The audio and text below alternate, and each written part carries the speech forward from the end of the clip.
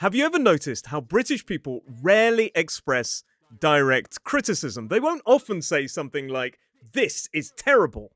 Instead of, "This is a disaster," they might say, "Well, that's a bit unfortunate." And instead of saying, "I'm furious," you could hear, "I'm a little bit annoyed." Welcome to the world of downgraders. These are words and phrases that soften the truth, they hide strong emotions, and they make British communication sound calm, understated, and sometimes a little bit funny. And in this lesson, we'll look at why British people criticize indirectly and when they actually become more direct. And we'll also look at how downgraders reflect deeper cultural values. I'll give you some vocabulary that you'll need to sound more natural in British English. And of course, I'll teach you how to understand what British people really mean.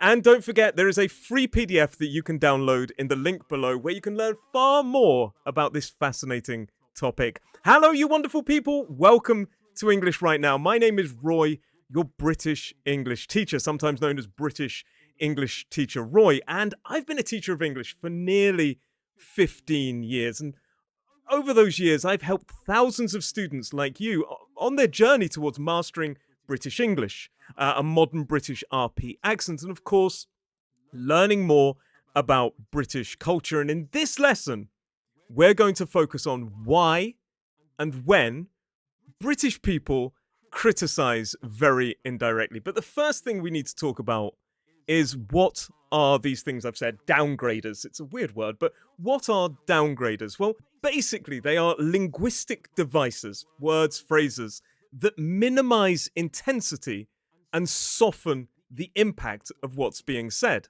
Now, we're going to more details of the words and phrases you're going to hear, but things like slightly, rather, quite, sort of, kind of, and classic sort of phrases of understatement, things like not ideal and could have been worse. It's what turns something like that's awful, which is far too direct for most British people, into it wasn't the best. Or rather than this project is terrible in a workplace, you might hear something like it needs a little tweak. So fundamentally, downgraders are linguistic devices that minimize the intensity of criticism. But why do the British often downgrade criticism? Why do they soften criticism? First of all, we need to talk about restraint as a social value. British society, British culture values self-control and moderation, showing emotional restraint when problems are real or something is very, very serious. Notice that I'm talking about when problems are real or very serious. It's this idea of being a bit more controlled than just an outburst, because big emotions and vicious attacks often get labeled as being quite melodramatic, or somebody can be labeled a bit immature, like they're having a tantrum like a little child if they just go, I'm not happy, I don't like this at all. And downgrading, it sort of shows a form of dignity. We also downgrade criticism to avoid awkwardness, and I think this is arguably the most important one, because direct criticism, saying what you've done is wrong or what you've done is bad or I don't like this, can create an uncomfortable situation. It creates discomfort.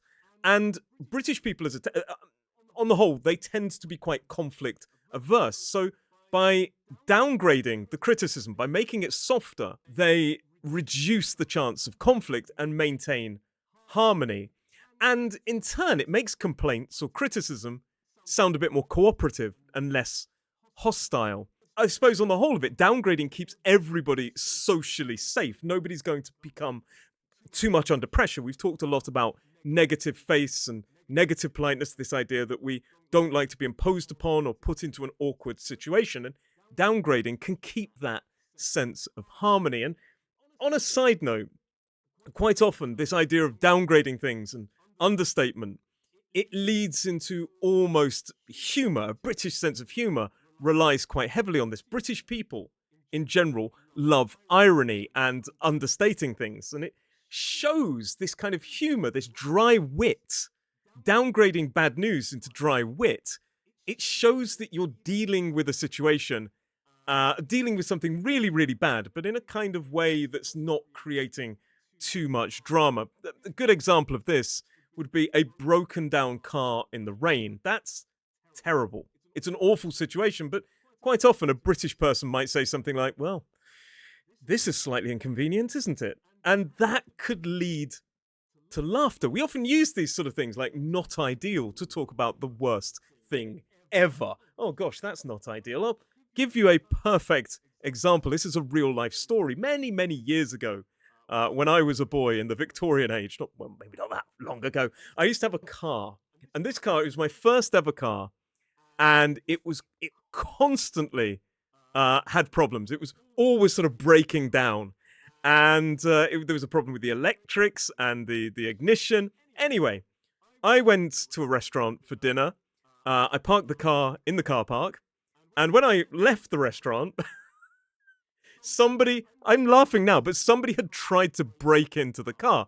They'd smashed the window, they'd opened the door, got in, tried to hotwire the car, but the electrics were rubbish, so the car wouldn't start.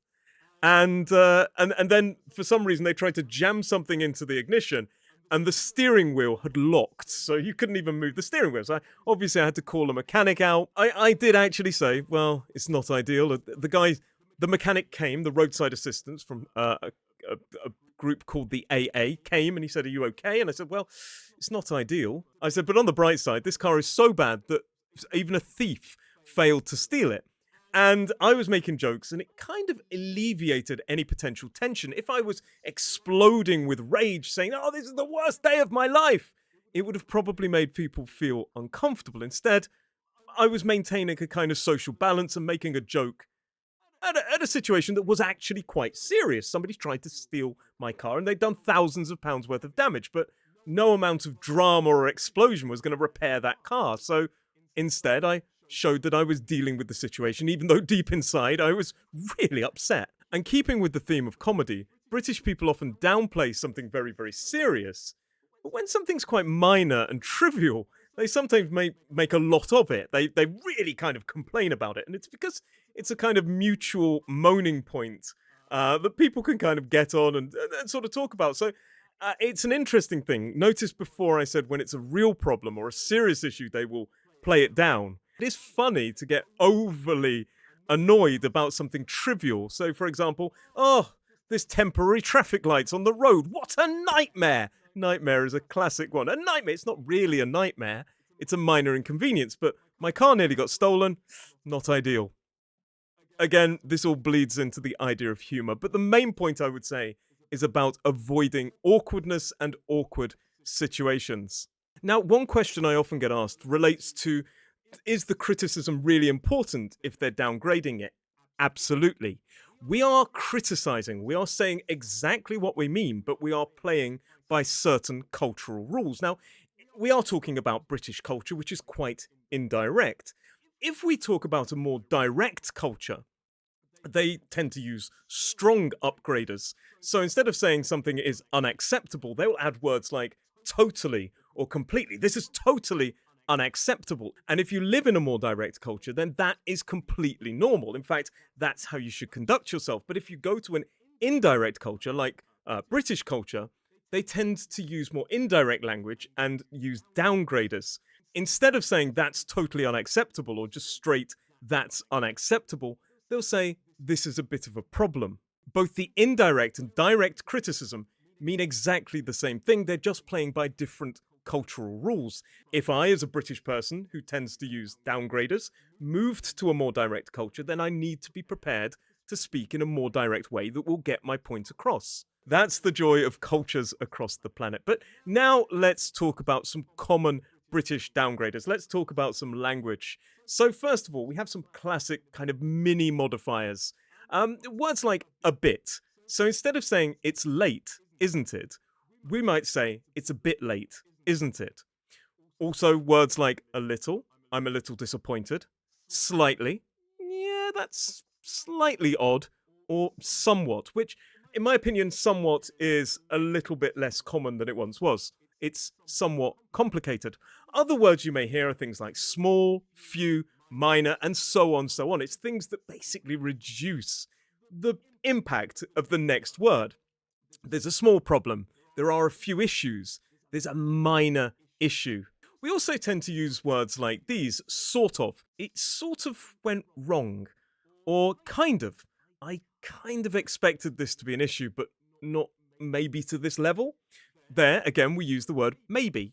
We're kind of just reducing the impact. And you will also sometimes hear people say more or less. If it's more or less finished, it is not finished. Yeah, the project's more or less finished. I think there needs to be a couple of things added, and after that, it should be perfect. Again, I am downgrading. And there are some classic understatement phrases. For example, could have been worse, especially if delivered quite in a flat tone. Yeah, well, could have been worse. Probably means it's actually quite bad. Sometimes the tone is often quite important. If it's delivered quite flatly, then yeah, could have been worse. It's highlighting that something was actually quite bad. Not ideal, as we've already talked about, probably means very, very bad. Terrible. Well, it's not ideal. It's awful. Not great means really bad quite often. It's not great. Again, tone of voice is really, really important. And if somebody says, not the best day, it's not been the best day, they have had a terrible, terrible day. Be careful. Now, you'll even hear downgraders quite commonly at work. If your boss says the report is a bit confusing, they probably mean it's very confusing. If they say something like, it's not ideal timing, terrible timing. We're going to talk about how to understand what these actually mean very, very shortly. If somebody says in the middle of the meeting, we might need to rethink this, that means we definitely do, and it probably needs a major fix. And quite commonly, if talking about a project, a boss says it needs a few minor tweaks, then it probably needs a major overhaul. That word tweak is a minor fix, but if they're talking, yeah, the project needs a few minor tweaks, it probably needs quite a lot of work. But this, again, is all about culture. And we even see this socially with social downgraders. You hear people saying it's a bit chilly, which means it's probably absolutely freezing. And that's a hint as well that that person wants the window closed. It bleeds into that kind of idea of indirectness for persuasion to make people do something. Oh, it's a bit chilly, isn't it? It's freezing. Close the window. Take the hint. And if a British person says, I'm not overly impressed, that probably means they are very unimpressed. But before we talk about how to really understand what the British person is saying, we need to talk about when British people criticise using downgraders. Well, quite commonly, it's most of the time. And when we are criticising a thing to a person directly, for example, something that the person has worked on or something that the person has done, or we're giving general criticism to the person, we often use those downgraders to soften it to avoid conflict. And likewise, if I am criticizing something and I am in earshot, in other words, other people that are not in my social circle can hear me, then again, I'm more likely to downgrade the criticism. If I go to watch a film and I think the film is awful, and there are other people in a restaurant or in a coffee shop, I might say, yeah, the film wasn't really the best. I didn't really enjoy it. And that, again, is about not putting others in a position where they feel either imposed upon, uncomfortable, or maybe spurring somebody into a confrontation. If somebody hears me say a film is terrible and they think it's actually quite good, they might in turn feel a bit uncomfortable themselves. So when we're directly criticizing the person or something related to the listener, we normally downgrade. And potentially when anybody around us could be offended, we also tend to downgrade. But sometimes British people do get more direct with their criticism, and it relates quite often to feeling safe or comfortable to do so. Again, it wouldn't be directly to the person or offending something or criticizing something that is directly linked to the listener. But we often get more direct when we're criticizing someone or something that is unrelated, or there is a degree of separation to the listener. If I'm talking about some person that I met in the street, then fine. Or if I'm talking about that film again and there's nobody else in earshot that can hear, then potentially I will be more direct with my criticism. That film was terrible. Don't bother watching it. And by the way, socially, if the person says, I really liked the film that you hated, first, we wouldn't contradict that person's opinion. So if they say, "Oh, I really like that film. Have you seen it?" and you have, and you thought it was awful, we'd be more likely to say, "I did, but it wasn't really for me. Maybe I should watch it again." So we don't directly attack the opinion and say it's wrong. That's, again, an uncomfortable situation. And likewise, if somebody directly criticizes a film, you as the listener, if you disagree with that opinion, it would be quite unnatural to go, "Well, I loved it. I thought it was brilliant." Again, that creates confrontation. And just you could say something like, "Yeah, I've watched it. It wasn't as bad as some other films I've seen." Or, "Oh, I didn't think it was that bad. Maybe I need to watch it again."